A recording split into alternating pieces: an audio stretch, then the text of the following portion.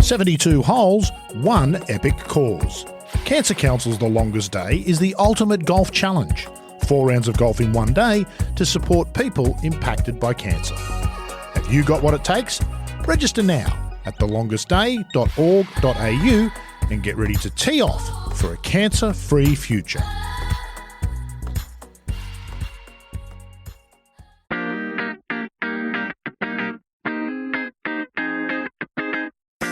Hello and welcome to episode 106 of The Thing About Golf, the podcast series from Golf Australia magazine trying desperately to answer that eternal question, what is it about this game? Rod Morri's my name, and on this episode we're going to meet a man who for the best part of 35 years was as much a part of the Australian golf scene as any of our high-profile players. By his own admission, Andrew Langford-Jones fell into his dream job as a rules official way back in 1988. But what started as a one-off helping hand at the Bicentennial Classic eventually morphed into the role of tournament director of the PGA Tour of Australasia. Over the years, there's barely been a major golf event at home or abroad that Langford-Jones hasn't been a part of. And during that time, he's collected plenty of wisdom and more than a few good stories, which I hope that you enjoy hearing today as much as I did. Well, Andrew Langford-Jones, we'll start, as we always do, by saying thank you, because the thing about golf is quite a commitment, though you are, as we just discussed, technically retired, though more semi-retired these days, so we appreciate that. The clue's in the title, it's our jumping-off point. What's the thing about golf for Andrew Langford-Jones? Well, I fell into the game pretty much as a young fella, playing with Dad, playing down at Rosebud Country Club was my first...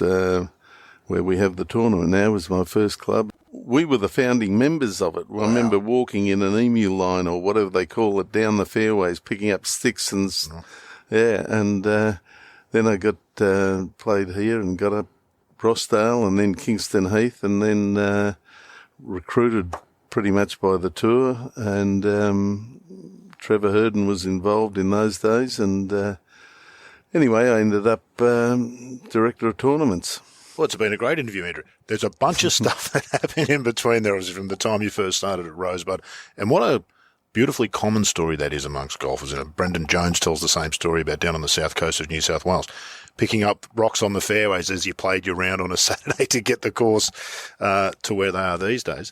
What's happened in between? You didn't start your working career in golf, though, did you? So you've obviously been a lifelong golfer, but golf wasn't your employment early on.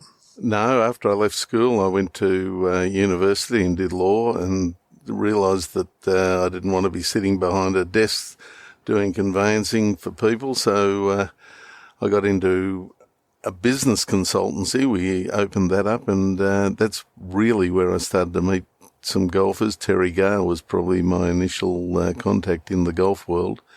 And from there... I got offered the job here at the PGA Tour. Well, the PGA Tour, as it was in those days. Separate from the PGA. Correct. They were together, they split, and then back together again. Of course, tell me about your first job. That's a terrific story, this one, how you fell into it. Well, it's a long time ago now, but friends of mine knew Terry Gale, who was a Perth golfer. And when Gailey came to town, I'd go and watch him play. And as happens with a lot of the golfers, you form friendships. And then Gailey started staying at our place. And every time he'd come to Melbourne, we were the host. And I guess the tour and the PGA had only split recently. And they were looking for a director of tournaments. And... a couple of jobs were offered to me, but I couldn't afford to do it because I had kids at school and the tour wasn't paying that much at the time. But I'd introduced Trevor Herden to Terry Gale, who was caddying for him, and I suggested to Terry that Trevor would be the perfect person to take on that role. But in those days, there was this, hesitancy about appointing someone who had been a caddy into the role. But Trevor had never been really a caddy. He was recruited by first Greg Turner, who was a mate of his, and he was just helping him out. And then when he left Greg, I suggested to Gailey that Trevor would be fantastic for him, and they formed a friendship. And from that, Trevor got the job as director of tournaments, and the rest is history. And then I remember he asked me if I'd be interested in helping him do a tournament here in Melbourne. This is where I was coming to, because this is, I think, a terrific story. And I said, Trevor, I know nothing about the rules of golf. He said, look, don't worry. Perfect rules official, I'm really. perfect, yeah. The players will tell you what they want, you just agree with them. Well, I remember he said to me, he said, the two things you got to remember, first of all, they're not going to call you for ruling if they know what it is. So, yeah. And secondly, if you get caught, just get on the radio and call me and I'll sort it out. So that was 1988.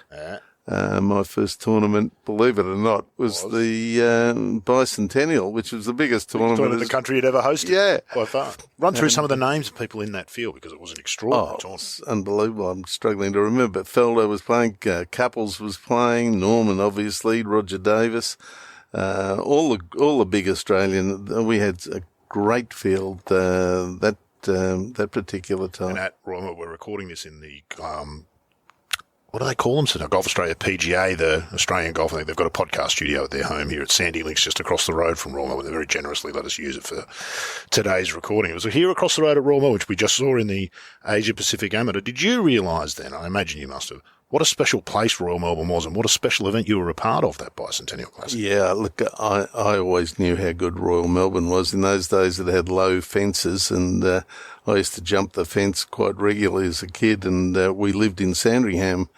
In fact, that in itself is quite a story. I never realised how serious it all was. I was just helping Trev out, and so we had, Terry Gale was staying at our place. We had a house just here in Sandringham, which was about 300 metres from the course. And I remember Trevor said, now I want you down on 17. And I said, yeah, that's good. Anyway, I got bored. So I had my golf cart and I went out the front gate across the Sandringham, this course here. Sandy Links. To home, where all the players' wives, Peter Fowler's wife, Mike Clayton's wife, they were all at our place having a barbecue.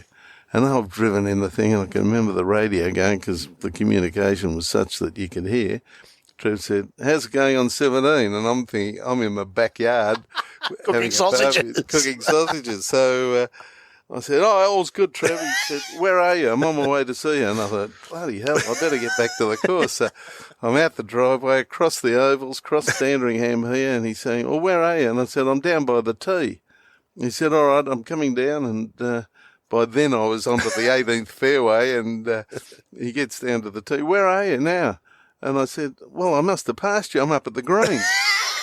Anyway, Trev never found out that I'd been home watching it on telly until about 3 or 4 years later. It's a wonderful Keystone Cops moment. We've lost something from the whole world, not just golf, haven't we? That is an unthinkable scenario to play out today. Right from Trevor saying to you, I want you to do the rules, even though you know nothing about it, to the ducking home. None of that could happen in the modern day, could it? No, it's a different world. And the guys, it's so much more professional that the guys themselves are so much. In those days, they all played golf because they loved golf, and they were all more interested in the game of golf than the business or the profession of being a professional golfer. It was a fantastic era for us. The money now is eye-watering, though. You couldn't survive, I don't think, in the modern game necessarily with that attitude anymore. It's big business. Those days there was there was Stewie Ginn, there was Bobby Shearer, there was Stanley. They were all wonderful blokes. But when I compare them to what Greg Norman changed the game, there's no doubt in my mind he changed the game. Australia, in fairness. No, in the world. Greg started going to the gym. Well, no golfers went to the gym in those days. And unless you walked through it to get to the bar. Correct. He and Feldo probably changed the game. And, of course, we see the result of that being Tiger, and it's a natural evolution. Oh, well, Tiger took it to another level, and now they're all there. Yeah, in fact, one of the biggest rooms in this complex is the gym. Correct. Which at a golf facility 40 years ago would have been unthinkable. Well, we never, when we do a site visit, never ever discussed whether or not there was a gym or thing, but I guess by the turn of the century, that was one of the main features that we had to find, facilities for the players to work out in. There's an old saying, Andrew, of for everything you gain, you lose something. For everything you lose, you gain something. You can see that in golf with what we've just talked about there, can't you? Yeah, the guys were more... It was more of we were like a travelling circus, and they were all the guys that eat together, they'd go out together, and that happens today still, but not to the extent that it used to be. Yeah. And it's so competitive now too, isn't it? Much more so than perhaps it used to be. Yeah, I remember Peter Senior told me when he first went to Europe with Wayne Grady, you'd Monday qualify most weeks, but if you shot 75, you'd generally get in. That's right. Shoot 75 now, they won't let you on the golf course. You starve. Let alone into the tournament. You must have some great memories, and we'll come to that, but I want to come back to that Bicentennial Classic. That's a real baptism of fire, and from there you went on to then join the tour, I think, as a rules official. It was a bit of a come down, your next event? Well, did you think to yourself, hang on, what have I done here? Well, I remember we did all right that week. We didn't have any. I don't recall reading any famous stories. No, a rules snafu that ruined the whole thing. So you got away with it. There was no controversies, but at the end of the week, this is what it was like in those days, and I shouldn't say this. I hope that's what we want. I hope there's a limitation on the taxation department. There is. Chasing us, but at the end of the week, Trevor Herden came up to me and he gave me this white envelope, and I think there was $500 in it. He said, "Look, that's for helping out for the week," and I thought, "Geez, $500!" And they've given me a golf cart. I've travelled around the course. I've watched the best golfers in the world. I've had an absolute ball. And he said, "You wouldn't consider coming and doing a few more?" And I said, "Oh, bloody oath! This is good fun," because I had my own business at the time and with two other partners, and so I considered it. And by that stage, my first lot of kids were off my hands, and so I went to my partners on the Monday and I said, "Look, I've been offered a bit of a job. I'd like to take 20 weeks holiday a year, and we'll sort out the internal finances later." And so I started doing every tournament. Trev and I did every tournament. I think we got Hank Barron, who was an ex-player, was helping us. And that was about it. There was the three of us, and we'd recruit someone in every city, and it was fantastic fun. So for that year, I did pretty much all the tournaments, and we were working 15, 16 weeks in a row, and it was tiring. It was hard work. Now with the HR departments, you can do 2 weeks and you've got to take a month off. That's exactly right. There's elements of it as well. They're long days too, aren't they? Golf administration, rules and those sorts of things, it's kind of like being the secretary manager or the club captain at a golf club, isn't it? In fact, I remember a club captain said to me, "It's a good thing this is a volunteer position because you couldn't pay someone enough to do it." Behind the scenes is much harder work than people realise, isn't it? Well, you couldn't do our job unless you loved golf and loved the guys you were with. And they respected that, and they treated you as such. And so, unlike today, we used to go out to dinner with all these guys, and we were part of a travelling family. Now it's far more isolated. Blokes go their own way and do their own thing. Of course, they have dinners together now and again, but not like it used to be in the old days. Yeah, indeed. You would have seen the game evolve. You mentioned there you did 15 or 16 weeks in a row. You'd kill to have 15 or 16 weeks of tournament golf in Australia. Now, we are, in fairness, the PGA has done a fabulous job over COVID and beyond with the Players series of events and some of the things they've done there with the women and the men playing together and the juniors and the amateurs being involved and all abilities. That's been fantastic. But we had a real lull in Australian golf for a long time there, didn't we? We went from 20 tournaments a year to 3.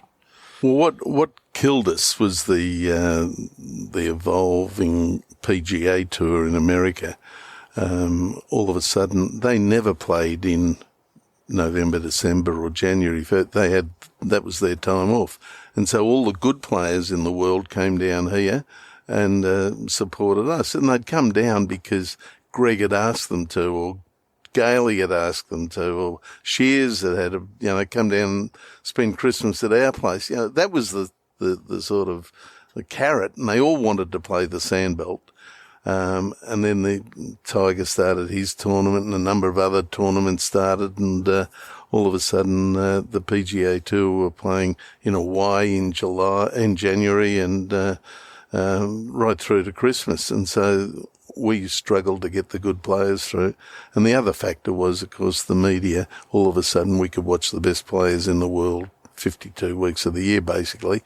You'd stay home on a Monday morning and watch Jack Nicklaus and Tiger and these guys playing in America. So it definitely had a dramatic effect on our ability to get sponsors and to get players down here. It was a perfect storm in many ways, wasn't it? And I guess one of the things at the centre of it is appearance money. We know Peter Thompson was always anti-appearance money. I don't think he ever took any appearance money himself, though he would have no doubt been off it. Where do you stand on appearance money? It's a bit of a double-edged sword, isn't it? And without it, you're not going to get the top players anymore. Well, look, if you come from the point of view that they are professional sportsmen there to make money and to feed families, then it's a lot easier to cope with. I remember in the days when we had the ANZ Championship, or so, Greg was asking $300,000. He was the first to really ask appearance money. He was asking for $300,000, and they might be playing for $300,000. The prize money would be $300,000, and Greg was getting his money. And I remember Terry Gale saying to me, I said to him, Terry, you've got to be more aggressive out on the thing. And he said, well, I'm not Greg Norman. And I said, the 15th hole at Metropolitan, that short par 4 that around the corner there, yeah. Was it the 16th? 16th. He said, Greg would stand on the tee and crash it over the trees and go for the green. He said, I had to lay up here and come in because Greg had 300 in his pocket before we teed up. Mm. I'm fighting to feed a family and pay mortgages and all the rest, along with the rest of the field. Mm. So, but without it, we wouldn't have had Greg Norman here every week. He was a great supporter of Australian golf, but he was also the first of the big appearance money of that era. Tiger, in 2009, I was lucky enough to be the tournament director of that one. And what a week that was. I mean, we'd sold it out 3 or 4 or 5 months beforehand, and Tiger reportedly got $3 million to turn up. And $3 million was probably the budget for most of the thing, but it was cheap for him, wasn't it? Because he made that return on investment comfortably, and then we had Dan Andrews on another podcast that I do a few weeks ago. He said they comfortably got their money back and more on that. Well, he was just a superstar. Yeah. Of course, one of the things that happened there, Langers, is that because Tiger was worth $3 million and he was actually worth it, everyone else thought they were worth $2 million, but they weren't, were they? No. There's only about 3 or 4 players that actually move the needle, I think the kids say. Yeah, move the needle. That's the expression. Who are well, Seve did, Tiger did, Greg definitely did, and then there were lesser lights. Rory would. Just a tier below, isn't he? Though he does. Yeah, just a tier below Tiger and Norman and Correct. That's very true. And then you had the Poulters of the world and these fellas that came through, and they're asking $1 million. Jim Furyk was asking $1 million. Well, gee, we'd go along to the tournament. I remember. I'll give you a good example. I think it was the Johnny Walker we had up in Queensland. And they had an unbelievable fellow. Colin Montgomery was one of the big, number 2 in the world, huge, successful player. And I went out there one day and he had 4 people following him. Well, is he worth $2 million? No. No. Whereas Fred Couples, I think, played that same tournament with... Correct. With Peter Lonard tells a great story about playing with Couples. Oh, that was at the Masters. We won't go there. He told it on this podcast some time ago. So what is it, Langers? You've seen them all up close. What's the difference between Tiger and Greg and Seve and a terrific player like Couples, or Couples probably not so much, but Montgomery's a prime example, isn't he? Fabulous golfer. Incredible golfer to watch. No one's interested in watching him. And Faldo probably a little bit the same. Well, look, I've been incredibly lucky to get the job I had. I mean, it wasn't a job for me; it was a labour of love. And as the years went, let's not oversell that. You did get paid. I do not want to upset Gavin Kirkman here, but I would have done it for nothing. That's exactly right. And he'll be coming and asking for the money back if you're not careful. I was recently talking at a golf club in Bowen Heads, actually, and someone said, "Have you enjoyed your life?" And I said, "I saw 35 different countries playing golf. I went to 35 different countries. I met 5 US presidents. I had a one-on-one with Mandela for 40 minutes. I danced with Princess Di. I had Prince Andrew sitting in my cart for half an hour telling me about Mummy. And, I did the first Olympics in Rio. So we'll come to it wasn't a job. It was just not bad for a talentless bloke who plays off 10 from suburban Melbourne, is it? When you I did get down to 5. I bet that changed once you started working in golf too. You would have gone out straight out to 10. Well, I hated playing golf. Yeah. The last place in the world I wanted to go when I got away from work was go and play golf. And especially, Langers, when you spend your life surrounded by people who can actually play. And you had a front row seat to the very best golf that's ever been played. It's quite emasculating, isn't it, when you realise just how poor you are? I remember Terry Gale once, and his name keeps popping up, but he was such an important part of Australian golf. He and Graham Marsh really did set up this whole tour thing that we've got now. But I remember Terry Gale saying to me once, "You should not even bother or consider going to tour school unless you can shoot 65 4 or 5 times a year on courses other than your own." I've never seen, that's right. And that was always the yardstick. I went to the Asian Amateur the other day at Royal Melbourne over the road here. Fantastic event, wonderful, and what an opportunity for the kids. Best event of the year so far, I think. But at the end of the day, I think one over par. Won the thing. Well, each of those, if they've all got aspirations of becoming professional, they've got to improve their game by about 10 shots. Absolutely. And if you watch that golf, it was staggering. It was wonderful golf. Amazing play. The young Chinese fellow, Samson Zhang, on the Saturday when he shot 65, that was an extraordinary round of golf. Well, everyone's talking about that. They compared it to Ernie Els' 60, yeah, very much so. And of course, lucky enough, the difference being, of course, is he shot 75 the next day. A touring pro doesn't do that, does he? No. 65-70, but not 65-75. That's exactly right. Yeah, so it's a different thing. Who have been some of those best players? Oh, so we were back on the... So what is it about the players that do attract the attention? What's the difference between Tiger and Montgomery? There's a physical difference, clearly, and the results say it, but... Well, at that, I was getting to a point with that Bowen Heads luncheon, someone said to me, "Well, what makes these guys such an attraction?" And I said, "Well, in my life, I think I've met 5 people who actually tip the scale." I said, "What is charisma? What is your definition of charisma?" And I said, "Norman had it. Seve had it. Bill Clinton had it." Well, very much, yeah. Princess Di had it. Mandela had it. And other than that, I don't think I've ever met anyone else that had that walk into the room. I'll tell you a story with Norman. So we're playing at Huntingdale in the Masters. He's coming up the 9th fairway. All our best players are either going down 1 or going down 10. And they've just teed off on 1 and they've just teed off 10 as Greg comes up the middle walking towards the 9th green. And I was with Trevor Herden and I said, "Trevor, have a look at this." And he said, "What?" He said, "These guys, they've stopped. And those guys, they've stopped. They used to stop in the fairway and just watch Greg walk." The other players. And we're talking about, world-class players. They used to stop and watch him walk. He wasn't hitting a shot.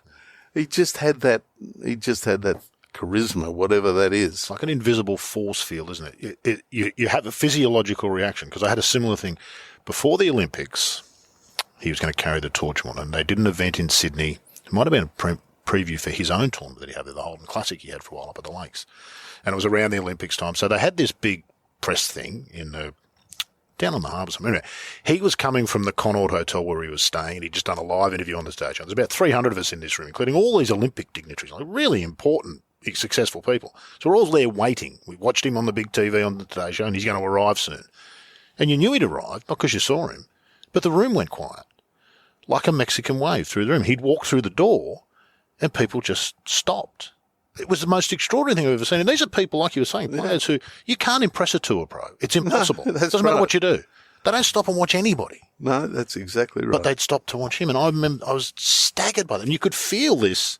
Oh, Greg. And you turned around and was like, that's what it's about. He's here. And he sort of walked through the room. And that'd be an extraordinary way to live, wouldn't it? In 1986, it was explained to me. In 1986, Greg Norman was the most recognisable face in the world that included the Pope, the Queen, Princess Di, and the President of the US. Because everyone in the world knew Greg Norman. They played golf everywhere, whereas they didn't necessarily know in the outbacks of Africa who Michael Jordan might have been, but Greg Norman you'd seen somewhere. Well, I don't think we should put Jordan in there because he was he might be pretty recognisable too. Yeah. He's funny, Norman, isn't he, in that his incredible presence and charisma is as much built on that didn't quite get there as Tigers is built on that never failed to get there. Yeah. They're two sides of the same coin, aren't they? It's such a sad thing. I mean, if the Persimmon driver had not been superseded by the Metal Woods, I have no doubt Greg would have won 10 or 11 majors. He was so far above anyone else with those wooden woods, but then everyone else came up to his level, and then it became a mind game with him. And now all those kids that were out there last week, they hit it 50 yards further than Norman ever did in his prime. Correct. It sort of compressed Well, I remember everything, the first time Greg, the 17th hole, I was talking about it with Mike Clayton last week. We were walking up the 17th hole at Royal Melbourne, and I said, do you remember the first time Norman hit driver off the deck here and got home? Now they're hitting 5 irons to the same green. And the tee's probably back another 30 metres. Another 30 yards back from what it used to be. It was an extraordinary thing, wasn't it, to see Norman in full flight. We had Tony Johnston on this podcast a couple of years ago, and he regaled the story of the first time he played with Norman.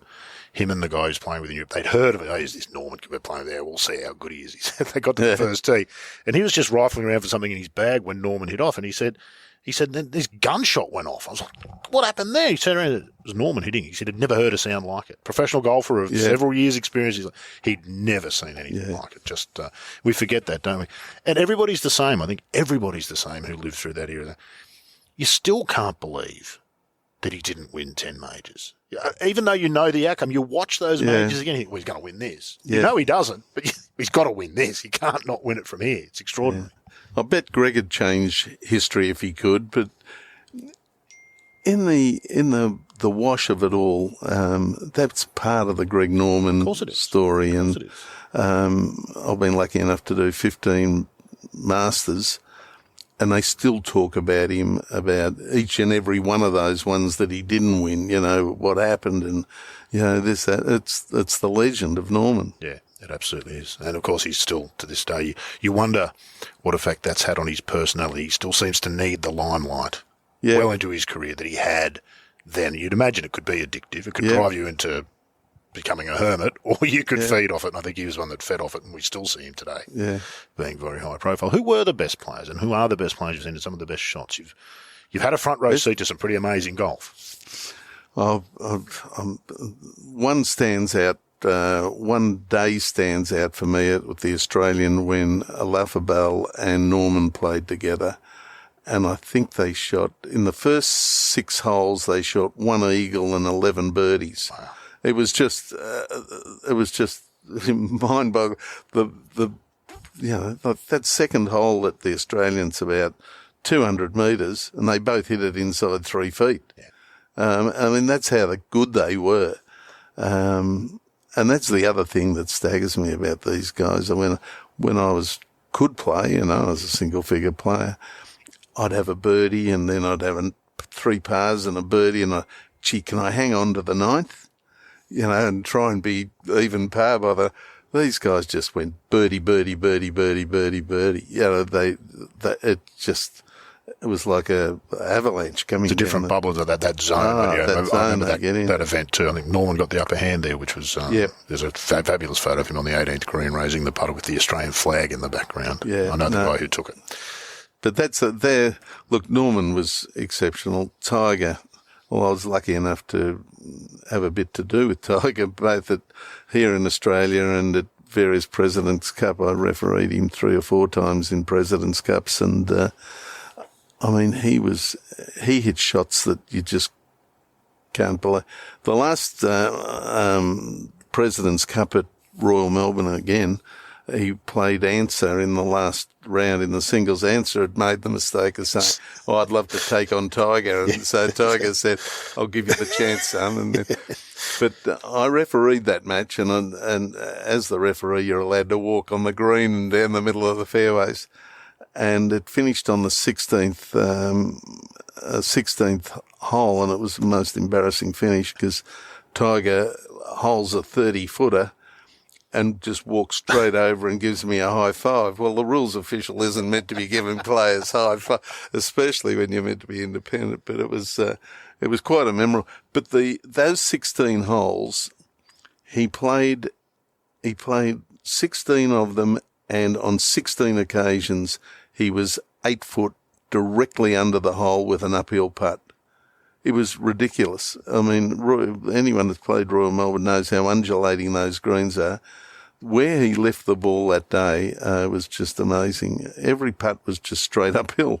I was here too. The President's Cup's so big that even as media, you can't get inside the ropes a lot of the time with the President's Cups, and I was outside the ropes. But it was a privilege to watch him, I thought, in 2019. It's the best golf I've seen in live, but it was a privilege to be here for that. That was a masterclass. It was, and I was also lucky, everything comes back to Royal Melbourne. I wonder why. I suppose because we have all our big tournaments there, but I watched every shot of Ernie Els 60 at Royal Melbourne, and that was the same deal. Every putt was 10 foot straight uphill, blokes like you and I would have gone, but he left the ball where it needed to be left. That's the skill, isn't it? And, it's the 17th of the, what is it? The West Course, the par 4 round the corner. Oh, the 9th of the composite, I think it is. Yes. No, it's the other one. Go on. Then, next hole, the 9th, 10th, the 11th of the old composite. They've confused me. But anyway. But he drove it through the fairway into the trees, and he couldn't quite cut it enough to get it on, and he made bogey. So to shoot 60 with a bogey was just unbelievable golf. I'm sure he still thinks about that sometimes. He probably does. That would be taunting him. He probably does. Taunting him. I heard Norman once say, I've certainly read the quote and it's been attributed to him, though I'm sure others have said it, that the difference between a 20 marker and a scratch marker is not as big as the difference between a scratch marker and a touring professional. You've seen it all. Would you go along with that? Definitely. I look at the courses, just the way they're set up. I mean, people say, I shot, we had 3 blokes shoot par here. There wouldn't have been too many amateurs that would shoot even, well, they proved it in the Asian Amateur on Saturday. They didn't shoot par. To compare that to what Ernie Els did, given that it was set up on tournament conditions, rock hard, plenty of run, the ball had run into the trees and all. It's just the amateur game is so far away from the professional game. It's a joke. You probably laugh this time. I'm sure you haven't had a lot to do with women's golf, probably maybe a little bit later in your career when there's been a bit more of the two playing. It's not uncommon to stumble across on Twitter idiots who are playing off scratch. Well, probably less scratch ones. 4 markers tend to be them. I reckon they could compete on the LPGA. No, not. It's well, there's a very good argument for saying Kari's our best player ever. I would agree with that. And has done more for the game in this country post her playing career than most, Yeah. I would suggest too. Now, I can give you an example. As I said, I played off 4-5 at my best, and I remember playing with Jessica Corder. She was out here, and I was lucky enough to be playing with her. She drove it 70 metres past me. I mean, I couldn't, I was hitting it all right, but she was so good. Women's golf is very, very good. It's not as good as the men's game, but it's way better than most people think, though. It is way better and I would love to back them in. Once you get on the green, their putting is just unbelievable. Yeah. They're very good on the greens. Where's golf now, Langers? Globally and here in Australia? What's your feeling about it? You've seen ups and downs, locally and globally. Yeah. Well, I was a disciple of Peter Thompson. I mean, Tomo was fantastic. He was, for me, he was a mentor of mine. I could always go and ask him if I had a problem or a thing. And Tomo, I can remember him saying to me back in 2000, say, he said, professional golf should be 54 holes. It should be 18 holes, flip the draw, 18 holes, and the top 30 play off on Sunday or Saturday, whatever day you want to have the last day. Other than that, the majors and the National Opens should be as they are at the moment, 54 holes. But 72 holes. 72 holes. So I think the Live boys have probably got it right because there is just too much golf. And I think we're just we're killing our own product by having so much golf. I think it needs to be a little bit shorter, and it needs to be probably a little bit quicker.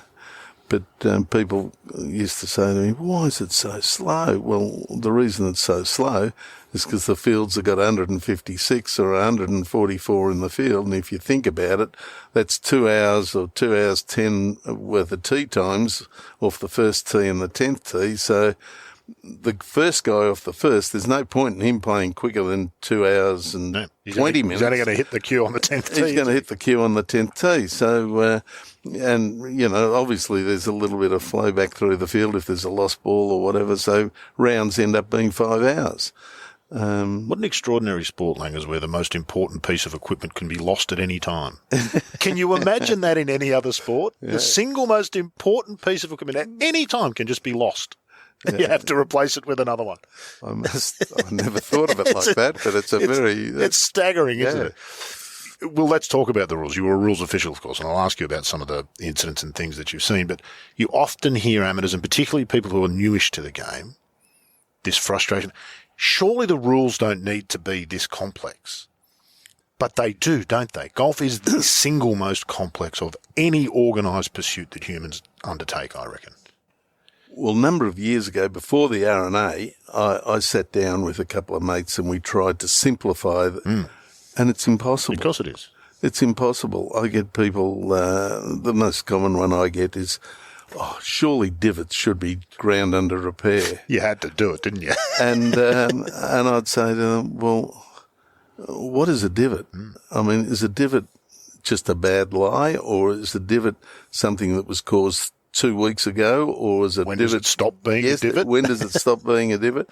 And that just explains to me the difficulty of golf. There's so many scenarios that and every rule's the same. When do you get relief? When don't you get relief? And I think they've done a wonderful job in simplifying it a little bit or making it more consistent when they did the review recently. 4 years ago. Yeah. The big one. Now, I'm sure you will join with me, just to take a quick side, I'm sure you'll join with me and most golfers, Langers, at protesting the notion that we've lost hazards and matches that are square. The language changes have not been for the better, I don't think. No, a penalty area. And, I struggled with that. Yeah, of course. I struggled with that, but we're of the generation. But keep in mind, all the young blokes coming through, it'll never be anything but penalty areas and matches all square. I'd agree with it, except that in Australia, I don't care how old you are, you still look at putts in feet. Nobody says, I had a 1.2 metre for putt. No, you had a 6-footer. Or it makes sense. Yeah, yards are a bit the same, but metres you can understand. But nobody's converted to metres for putts. It just doesn't happen. So no, it does not. It's a funny old game. I still play in yards. Yeah, because I can't walk a metre. Oh, okay. Your gait doesn't. Yeah, isn't metric. It's not metric. But now that we've got the lasers and that, watch that tells you where you are in the. Yeah, it's not so difficult. Calling all golf legends. Let's tee off for a cancer-free future this December. Cancer Council's The Longest Day is the ultimate golf challenge, where you'll play 4 rounds of golf in one day to support people impacted by cancer. Almost 1 in 2 Australians will be diagnosed with cancer before the age of 85. By working together, we can all play a part in reducing the impact of cancer for all Australians. Have you got what it takes? Grab your mates and register now at thelongestday.org.au and let's tackle cancer together. Speaking of the complexity, you would have seen some bizarre rules over your time. Are there any that spring to mind of incidents on tournaments? Because particularly golf tournaments, with all of the infrastructure that goes with it and whatnot, throws up some people hitting it into spectators' pockets. There's all sorts of things. Well, the two that come to mind, I had a disaster. Well, it wasn't a disaster as it turned out. It was quite humorous. I was at the New Zealand Open, and Nicholas Fast, we were playing at Gulf Harbour. The greatest misnomer in history, by the way, Nicholas Fast. You're not wrong. And I must say this about Nicholas, lovely fella. Lovely bloke. But no sense of humour at all. And, plays golf for a living. Well, that's right. And in all fairness, I'll explain what happened. So he hit the ball through the green. It took one bounce and it landed in this lovely young lady's lap. And she froze. She just sat there and the ball's sitting in her lap, and I got called along to do the ruling, and I said, well, Nicholas, we've got a couple of options here. You can, we can mark a spot directly underneath, move the lady into here. You can take an unplayable. I don't think you're going to do that. You can go back and play where. So I went through the options. I said, but you also have the option of playing it as it lies. And the TV camera's right there, and he's looking at me, and I said, but if you choose that option, I'm sure this young lady would appreciate you taking a very shallow divot. Well, this is not funny. This is 8-3-1 tournament, you know.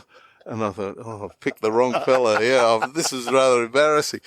So it was a bit awkward, but if it had been one of the Australian boys, they would have pulled out the wedge or the driver or something, and they would have been taking practice swings. And what was the look on her face like? Because she'd have had no idea, I'm sure. Well, everyone around laughed, but Nicholas didn't think it was too humorous. So anyway, he went on and won the tournament, so that was the byline to it.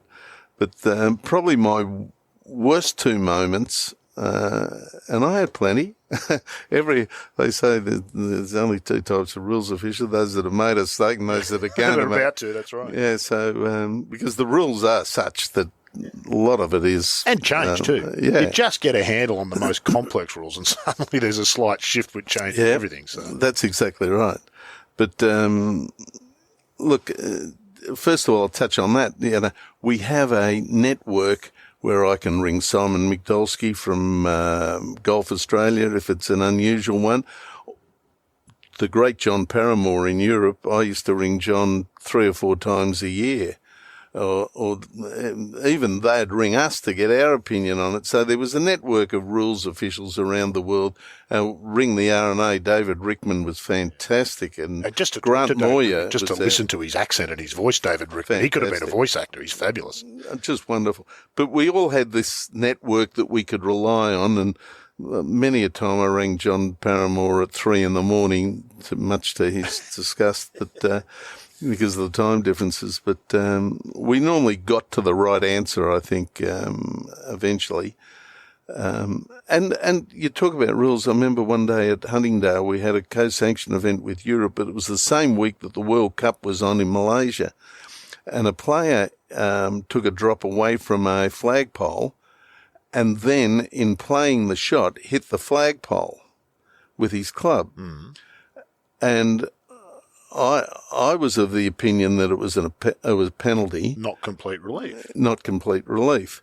The European Tour guy that was out here at the time said, no, he changed his intended shot that he'd taken relief from. Instead of bump and running, he was now going to flop it. And so by taking a different approach to how he played it, he's exempt from the fact that he hasn't taken. Wow. So I sent it up to Malaysia. I rang Paramore and Rickman, who were at the World Cup, and there were 12 of the best rules officials in the world there, and it came back 6-6. What a dinner that must have been that It night. came back 6-6. So, sometimes there isn't a correct answer. Yeah. It's just an opinion, and that's the way. So did you get your way? Did you dish out the shot? No, I didn't. I went soft as usual, yeah. I think Kari endured something similar, did she not? She was playing an event that was co-sanctioned, and under the co-sanctioning tour's rules, you couldn't brush sand off the grass on the green, but under the LPGA rules you could, and she's just in the habit of. I'm sure it happened to her. I'm sure it was in a bunker and brushing sand or something, but it was a two-tour thing where one tour played by this rule and the other tour played by that. And so if you're a player and you play amongst different tours, that's a tough gig week in, week out, isn't it? Well, at the time, the biggest event we had in the world, I think, was the Johnny Walker. It was in Bali, and Nick Faldo picked up a bit of coral out of the bunker. That's right, yes. And under our rules, because we were playing under our rules, you couldn't touch loose impediments in the... But under European rules, he was entitled to move it. And because of, he led by 4 or 5 shots with 3 holes to go and got disqualified because he signed for a wrong card 3 days earlier. If only he managed to do that at the Masters in 96, the world might be a different place. That's true. That's very true. My worst moment, and my 2 worst moments, we can talk about the tie at Coolum in 2002 between Lonard and Mosley. But let's talk about the worst moment I had was definitely at the Open Championship, and the week started with the RNA not having a good week with pin placements in the qualifying, and they got slaughtered in the press. And then on the Wednesday, they have the media dinner for the world media, and the chairman of who was a well-known barrister, gave a wonderful oration about golf and everything else, but he finished it off with a joke about a yank, a pom, and a nip. And nip apparently is very, very offensive to the Japanese. So the next day it was headlines up there, racist organisation, shouldn't be. So they'd had a terrible start. And then on the first round, Tiger Woods hit his ball onto these power cables. And as is the case with Tiger, there's 10,000 people following. The chances of moving the cables are negligible.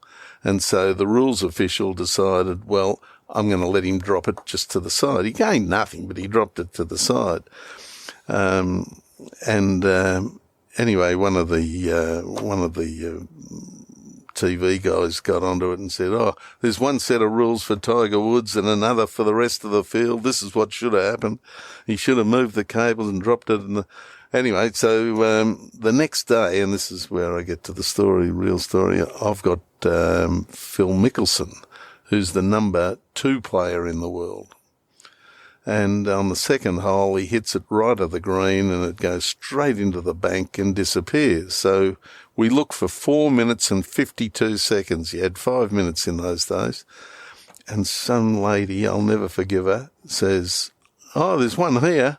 So we, Phil and I walk over and he said, can I mark it and see that's mine? Yeah, Phil, that's fine.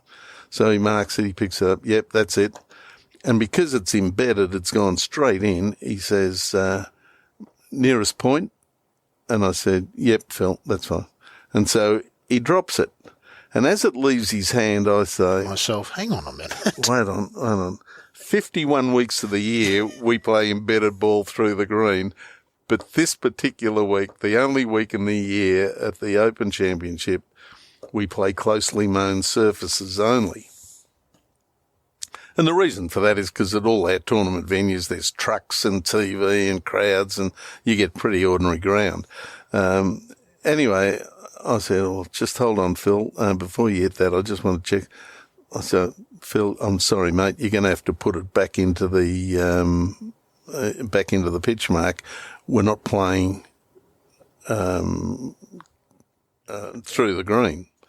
And Bones, who we all know is from his TV commentary, was caddying for Phil, and he said, oh, you've already given the ruling. I'm not going to take that. He's going to be able to play it. No, I said, look, Bones, just settle down, mate. Unfortunately, there is another rule in the book that says if I recognise I've made a mistake, I can fix it. And keep in mind, there's only 300 million people watching it. Yeah. So, it's not going to... And of course, it's the most interesting thing happening on the golf course, too. Whenever there's a rules thing that starts to brew, now we all want to... It's like a fight in a schoolyard, isn't it? Well, it is. And so the cameras come in, and I said, look, Phil, you're going to have to put it back into this pitch mark. And he was great. He said, yep, okay. So he said, well, I'm going to have to take an unplayable. What are my options? So I ran through it. Now, if you can imagine the green at being at this level, the next tee is 25 feet above it, off to the right. And it was at Carnoustie. And there's a path leading up the hill to the next tee, and it's almost on a 45-degree angle. It's quite steep. Anyway, Phil measures 2 club lengths, and it gets him just to this path. So he drops it on the path, and it rolls forward. So he drops it again, and it rolls forward. So now we place it. So he places it on the path, and I'm thinking, thank God that's over. I'm getting out of here. So I head up to the next tee. Phil goes down onto the green. And anyway, this ball, after about 30 seconds, decides it's going to follow Phil down to the green. And it rolled probably 8-10 metres down this hill and spills out onto the green, and now it's about 20 feet from the pin. And I'm looking at Phil, and he said, well, what do? Do I replace it? And I said, well, no, Phil. I said, the ball was in play. We now play it from the new position. Yeah. You haven't caused it to move. And he said, what, I put it from here on the green? I said, yeah, Phil, and I'm thinking, TV, you're never going to understand this. They've seen me, it's lost. It's 4 minutes 52. It's embedded and it's thing, and I've buggered that up, and now I've dropped him here, and now it's and now this dumb fat Aussie rules official from Australia is going to let him putt it from out in the middle of the green. So anyway, thank God he missed it, and thank God he shot 76 and missed the cut. But at the end of the day, David Rickman, to show the class that David Rickman met me on 18, and I'm feeling terrible, after the week they've already had. And so I said, look, David, I'm sorry. He said, sorry? You've saved the Open. And I said, what? He said, if you'd let him play it from where he dropped it originally, he would have hit it to 2 feet, hold the putt, and gone on and won the championship. He said, by the fact that you had the courage to make him put it back in the thing, you've saved the Open. And I thought, Rickman, you are the best bloke I've ever known. He was fantastic. I thought it might have been my last, but I ended up doing another 10 or 12 after that. You mentioned John Paramore, and if there is such a thing, he was a giant in the rules game. He was on this podcast, and what a fabulous storyteller and human. We lost John last year, sadly, which I'm sure was particularly sad for you. He talked about the relationship with the players being mostly good, but it can't be all good, can it? He recounted a fabulous story with J.B. Holmes, where it ended with Paramore walking away saying QED. There was a mathematical discussion, and Holmes didn't get the drop. How have you found the relationship with the players? As you said, early on it's a travelling circus. You kind of all have to get along, but like a marriage, Langers, that doesn't mean it's always happy and fun, does it?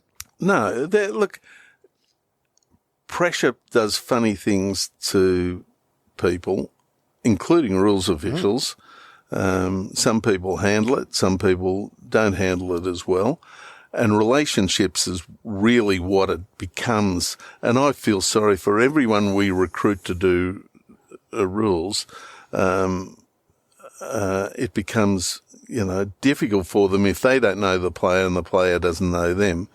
And I'll give you an example of this in a minute. But the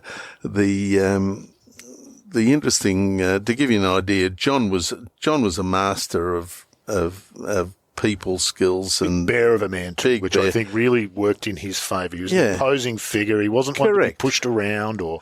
Correct. And I remember one day at Lake Karrinyup, Paul Casey, a very good player, well known, he was one of their top players before he went to America, hit it onto this dirt path, and he claimed he was in a wheel rut on the dirt path.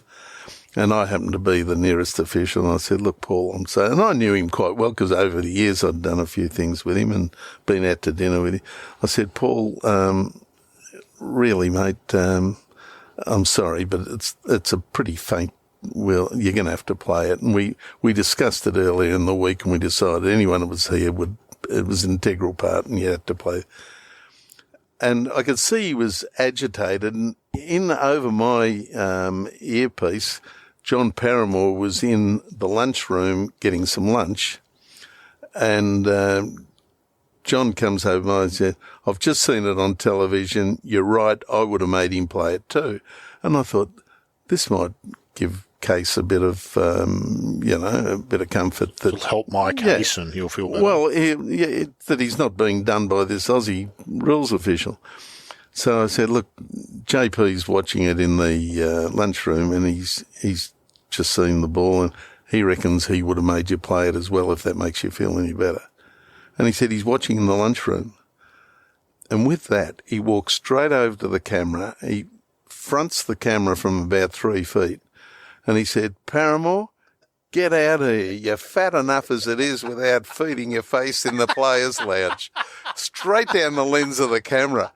Well, everyone in the world saw this, and we all laughed, but I don't think John thought it was all that humorous. But that was the relationship he had with Casey, was that Casey could get away with it. He could give any ruling, Paramore. He had that standard. The players would just always bow and say, well, if that's what Paramore said, and they'd argue with other rules officials, but not with him, would they? Well, with John, I mean, you keep in mind, David Rickman, Grant Moyer from the RNA, Andy McPhee, John Paramore, and probably Mike Shea and Mark Russell in America, those 6 wrote the rule book. Yeah. So professional golf and all of its complexities. Yeah, so they understood it, and they knew the reasons behind why rules were there, and so players were pretty gutsy if they took one of those 6 on. Yeah, and you'd really need to know your stuff, wouldn't you? Yeah. None of them would be keen to take each other on. So if you're a player, you'd want to think twice before you might do that. And the relationship with the players is important. I got trotted out to do the Warragul Super 6 last year, which I'm going down to do next week because I've got a bit of Because you're retired now, long as you've got time to go and do golf tournaments. I know. So Graham Scott had taken over from me, and Graham was the tournament director, and it's raining, and the players are all wondering, are we coming off the course? Are we not coming off the course? And I get called by this young Western Australian pro. I still can't remember his name. He was a new fella on the tour, to the 9th green, and he said, I'm not putting this. Look, it's a puddle. And I said, look, until the siren goes, you've got to keep playing. You can squeegee it and you can get. And he says, listen, Grandpa, go find me a rules official that knows something about the game, will you? And I thought, times have changed. It's time to move on. And I just burst out laughing and rang Graham. I said, can we get a second opinion here on the 9th? Preferably from somebody young.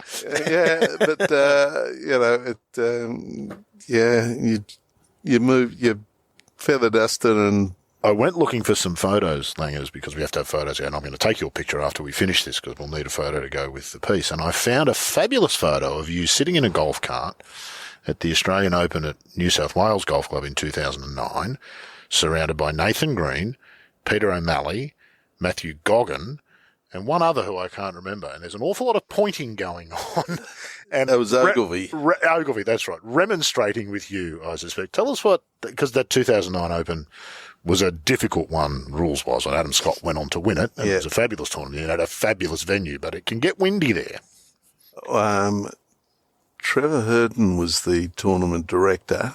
We were there as guests of Golf Australia or the AGU.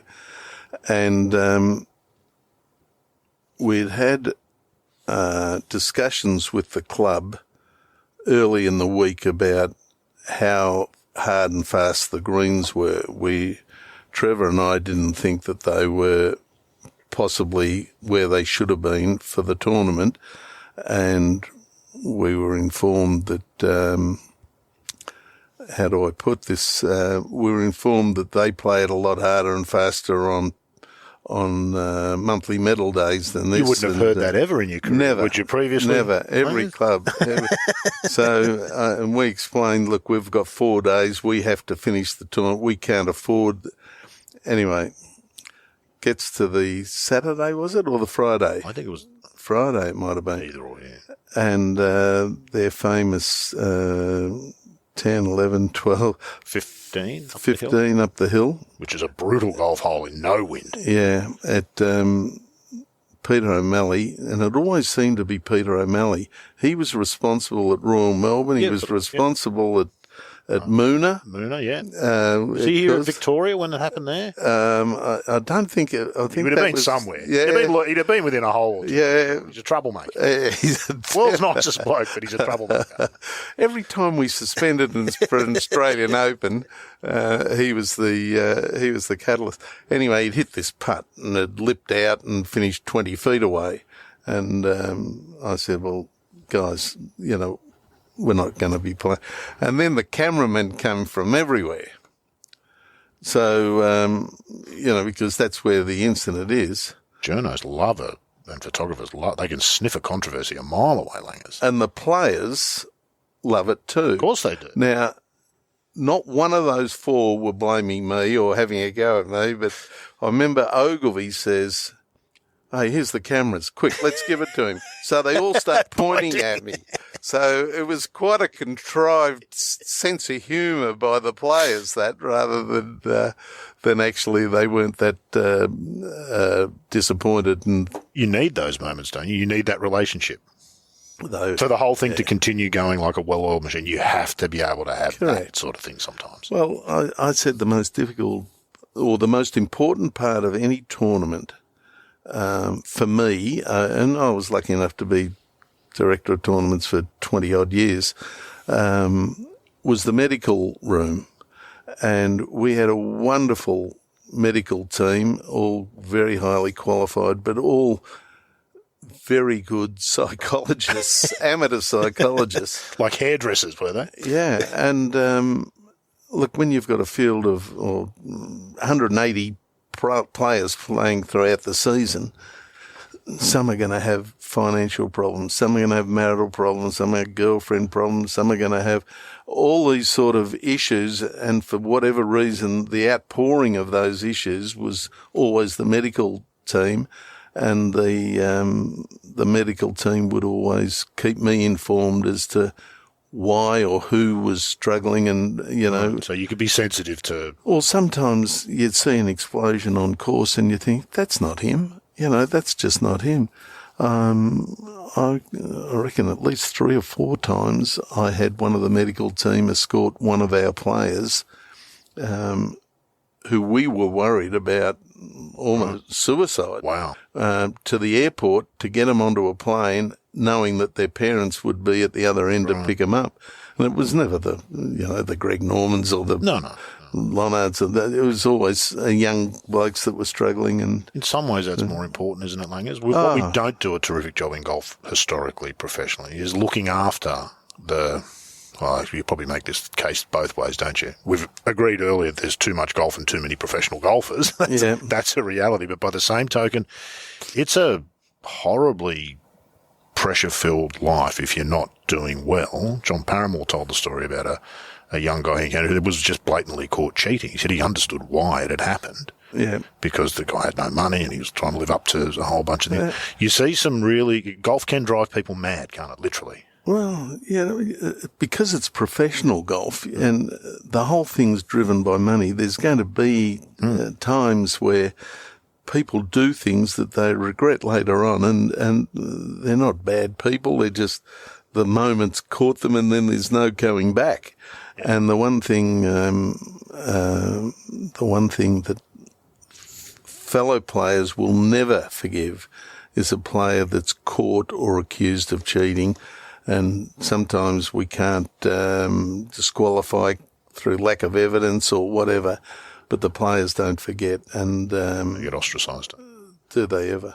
How much cheating does go on, Langers, do you reckon? Oh, I think we're naive if we think that it doesn't happen, but I would like to think that 99.9, the number of players that have come to me and said, I broke a twig on a branch in a trees when no one else was there, but I'm just calling 2 shots on myself, or I'm calling this, or I'm doing that.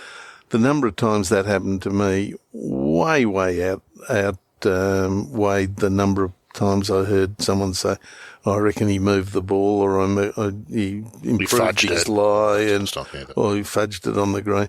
I mean, it did happen, but over 20-odd years, we're talking a handful rather than...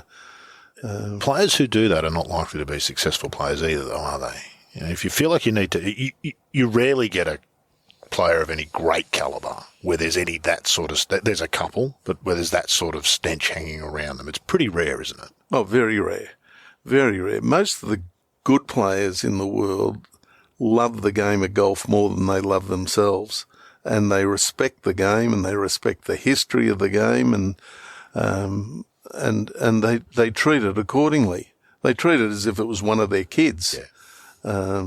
And that's such a fantastic game to be part of. I think all of us and everyone listening will feel the same way about it. Do you think there's less of that now with the more money in the game? We're starting to see issues with gambling, integrity. We had a couple of players suspended from the PGA Tour last week. Yeah. Well, look, I probably shouldn't be saying this. Good, then say it. That's exactly what we want to hear. Okay. The top Australian players are either playing on the PGA Tour, are playing in Asia, are playing in Europe, are playing in Japan, or are playing on the what's the web? Web.com. Corn Ferry. Corn Ferry. Nike, Ben Hogan, take your pick. We'll call it the Corn Ferry. So if you said there's 50 players around the world playing on those tours, they're probably our top 50 players. Mm-hmm. The question then has to be asked, what is the purpose of the Australian tour? Are we a feeder tour? Are we a tour in our own right that wants to be competing with the PGA Tour and Europe and DP World? Or are we a tour that's providing pathways for players to get to the main tours of the world?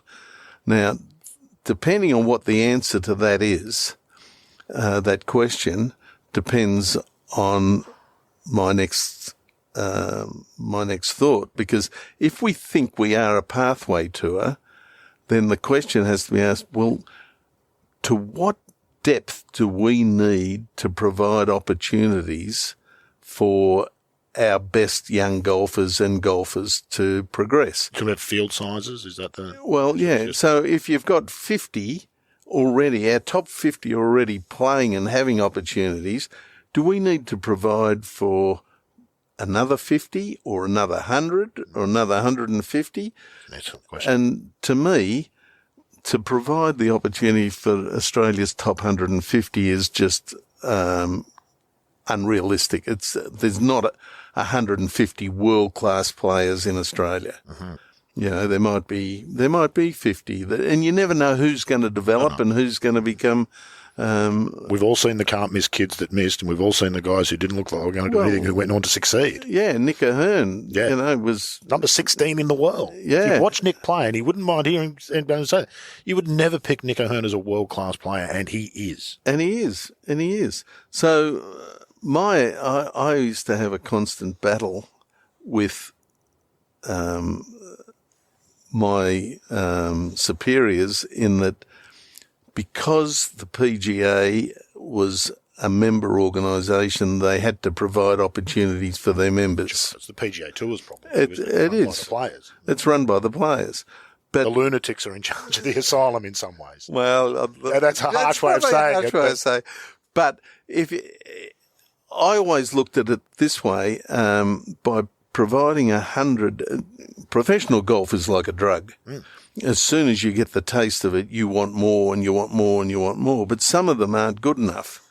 And so the number of kids that I saw run up debts of $20, $30, $40, $50,000 with no realistic chance of ever becoming a world-class player or going onto the international scene.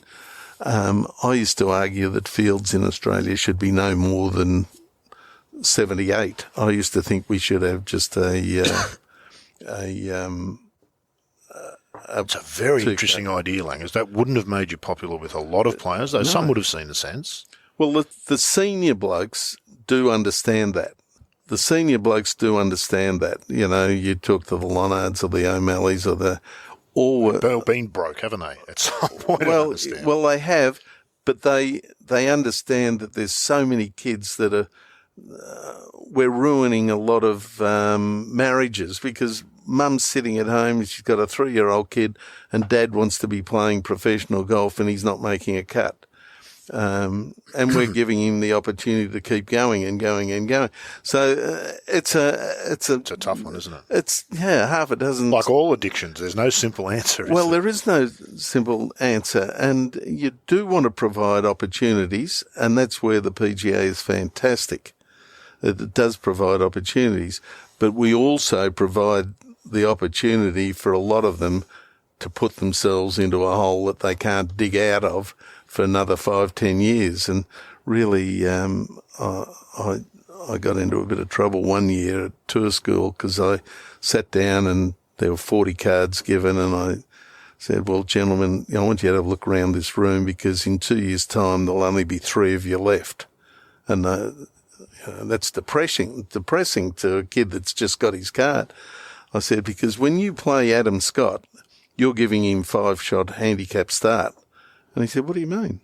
And I said, well, Adam's going to be staying at Crown Casino. He's going to have his manager, he's having his wife, he's got the kids, he's got the nutritionists there. Yeah. Most of you will be sharing a room somewhere or sleeping in a car or whatever, and I equate that to over a tournament about 5 shots. And so, you know, the chances of success are not great unless you are exceptionally talented and work and get sponsorship and get a bit lucky as well. And get a lot lucky. You've got to be a bit lucky as well. On the flip side of that, though, you don't want to stomp on people's dreams either, do you? No. So it's hard to say to someone you're not going to be good enough. Who knows? They might. No one knows who's good enough, and that's where the system does work. It's the beauty of it. It's the ugliness of it, all wrapped up into one. It's typical golf, isn't it? Because golf. A number of players make it who probably shouldn't have. A number of players who should have.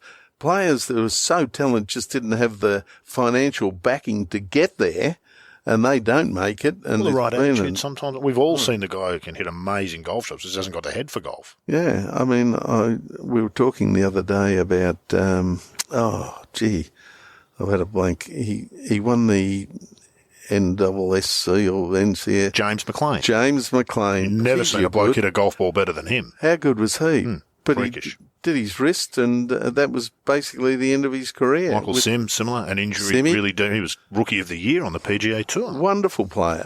Wonderful player. But injuries come along, and it's like a footballer or anything else. There's all sorts of things can end a career when it's just blossoming. Yeah. Yeah. A couple of things I want to touch on before we finish up, because I've just noted how long we've been at it for. You mentioned the Sixers at Warragul. Sixers golf was kind of your idea, the original one down at South. I think you even had a shot clock. Lay out for me how you wanted that whole thing to unfold, because you've shown there you've got some fairly radical ideas which deserve consideration about how professional golf maybe should look. Yeah, well, it was this week. It was this week about 7 or 8 years ago. I was sitting at home, didn't have a tournament on, and I was watching the Melbourne Cup Carnival. I'm on the couch, and I reckon that week I had $252 bets. And I thought, you would never have a $500 bet, would you? Oh, hell no. No chance. No. You'd have $252 bets. Not with it. Yeah, that's right. Especially with the money I got paid at the time. That's exactly right. Kirkman, don't come looking for your money back. Correct. So, and I had a great week, and I'm backing Quinellas, and I'm backing this, and I'm back. And I thought, maybe golf needs this so that the people at home have got an interest. There's no point, if you want to have a bet on golf, you have a bet on the Thursday morning or before they tee off, and you got to wait till Sunday night. Unless your guy misses the cut, does the right thing by, and you can give up Friday night. So I decided, well, what can we do to enable there to be 20 or 30 bets and a result every 5 minutes? And so I came up with the Super Six or the match play, and we had to try and get it to be a order of merit event. So we put 2 days of qualifying before. There were 6-hole matches, was the head-to-head 6-hole matches between good players. Correct. So we had 24 make, and then they did 12 and 10. But originally I had it so that there'd be 6 teams of 4 or 8 teams of 4 qualify, and Coke would own 1 team of 4, and you were live before live, Langers. I was well and truly before live. Mind you, I was also into the Peter Thompson thought that there should be 54 holes.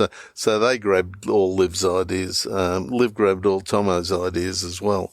Roll in the grave if you thought that was the case. I suppose. I interviewed Mary Thompson last year. She said there's no way Liv would not have been a fan. Peter would not have been a fan of Liv. He mightn't have been a fan, but they did think ahead of it. So the 6-hole, it was, and it went well, except that the tour, in its wisdom, and didn't want to associate gambling with golf, and so they didn't promote the gambling side of it, which is how the tournament was designed. It was born, It was designed to be a gambling event. As a TV product, you can absolutely see the appeal of a number of 6-hole matches, quick results, turn around, go out again. That's a real.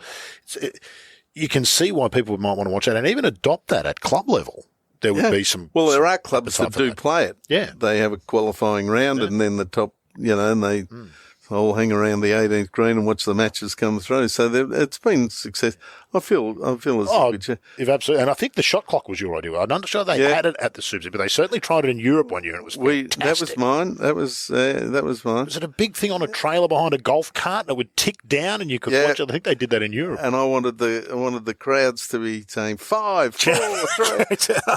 Mightn't have appealed to the player, but now that then I used to get into this philosophical argument.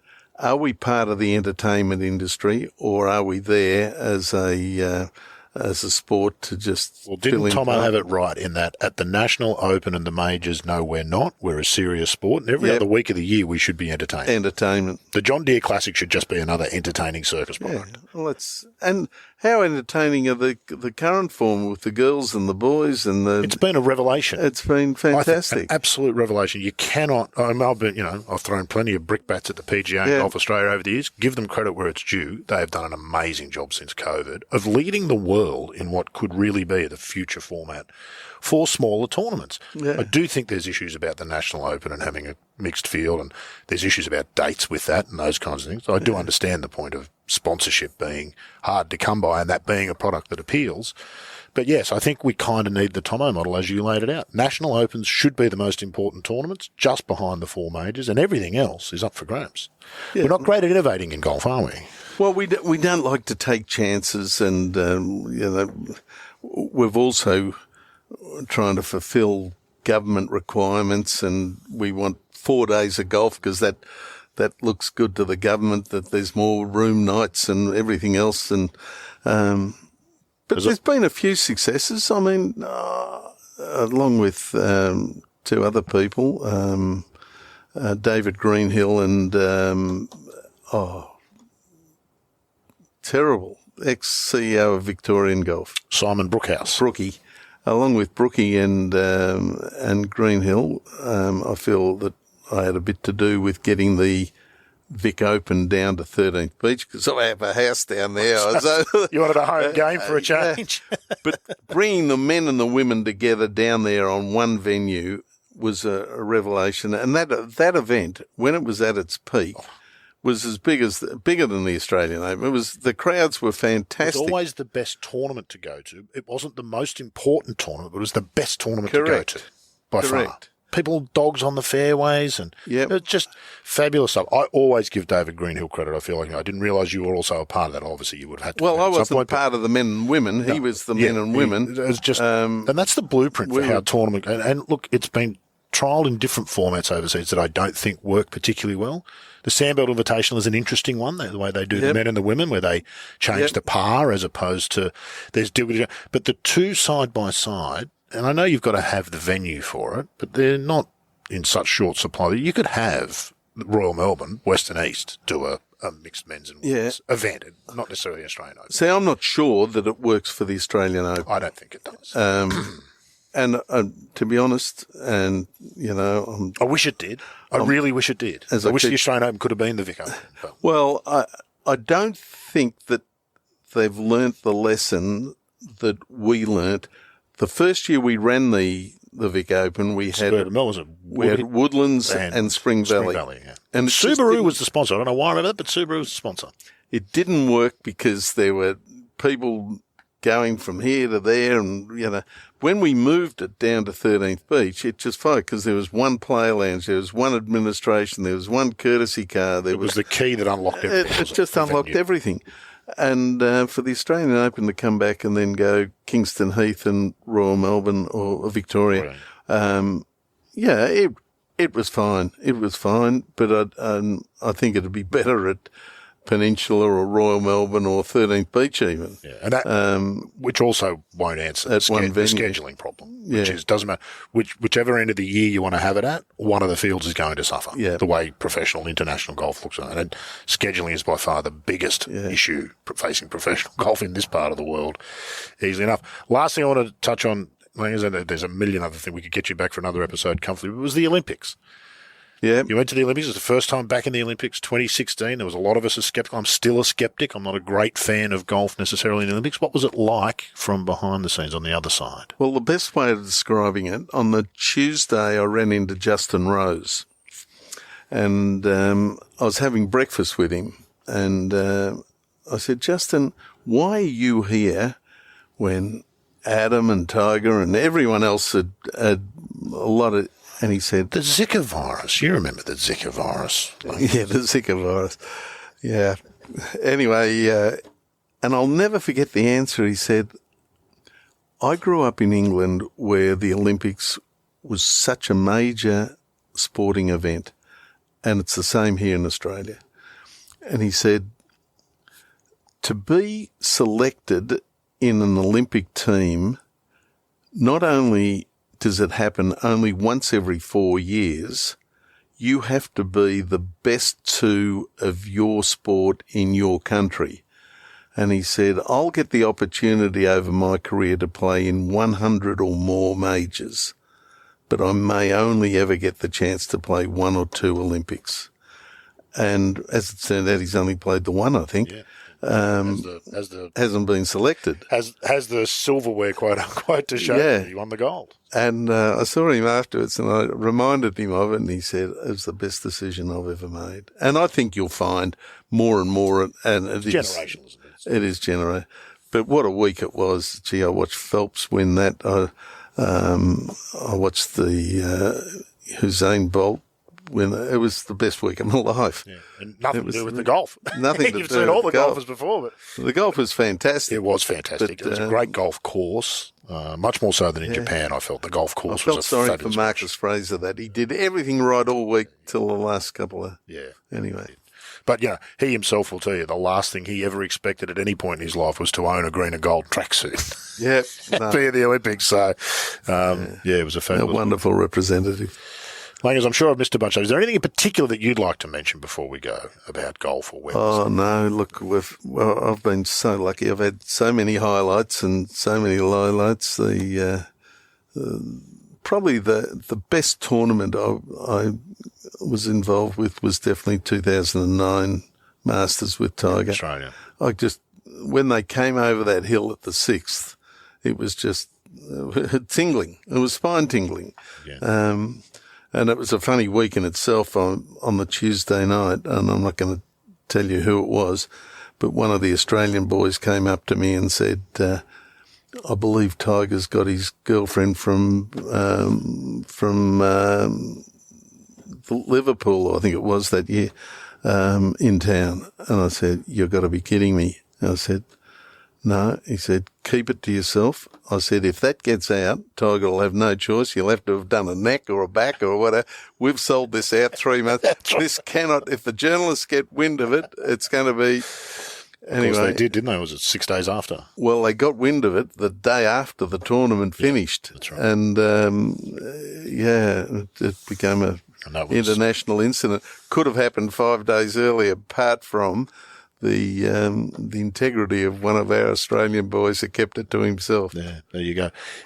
Aside from that, and this has always been the case every time Tiger's come here, I feel, watching him play on the sandbelt is like watching the world's best violinist find the world's best, whatever the Stratocars, whatever they're called, isn't it? The two come together and make magic Poetry. In a way.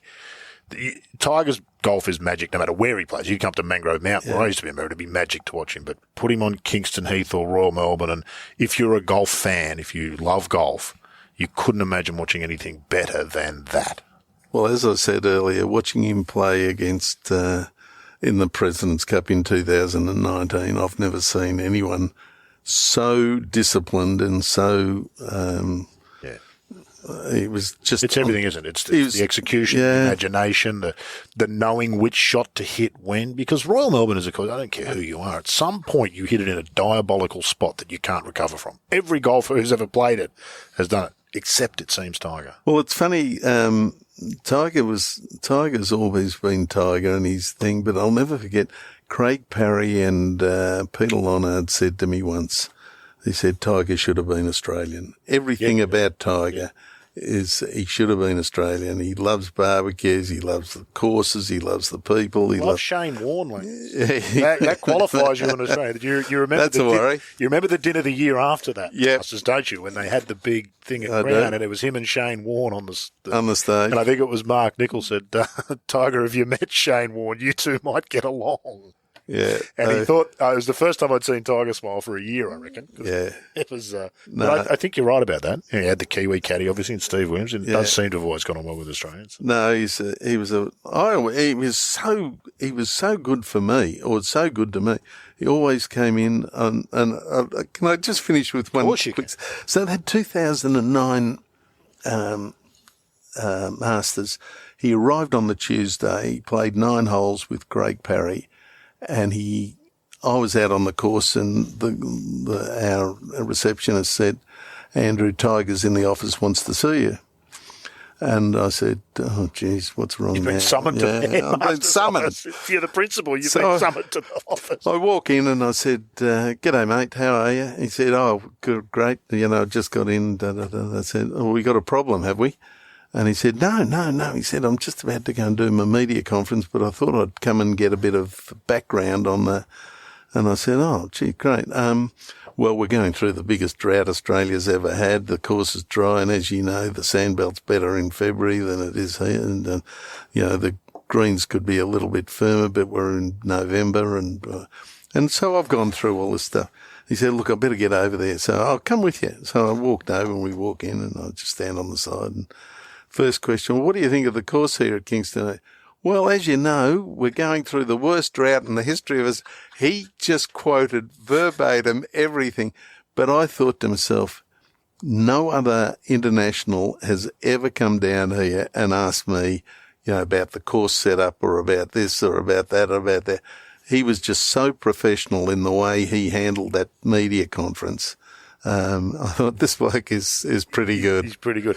Well, being Tiger Woods is about, the golf is the sanctuary for him, you would think. Yeah. Everything else about his life is just chaotic. And to get on the golf course must be a relief for him, I would imagine, where it's just him and the ball and the other players. It's just a shame that he's had that accident and we'll probably never see We've all been robbed, haven't we, in some ways, him included. It was amazing. Langers, it's been fantastic to chat to you. I appreciate you taking the time. And I'd love Anytime, Rod. Fantastic. Yeah, loved it. If you've had anything to do with the Australian golf industry over the last 35 years, you will have undoubtedly come across Andrew Langford-Jones, and it was great to capture some of his thoughts there. Now, I hope you've hit the follow button in your favourite podcast app, because on our next, John Huggan catches up with another golfer of lesser profile, but enormous influence. Well, Michael could do what is the key to the game. He'd get in the hole quickly. Yeah. And that was the key. I mean, look at his record. I mean, you can't argue with his record. That's Vinnie Giles, next time on The Thing About Golf.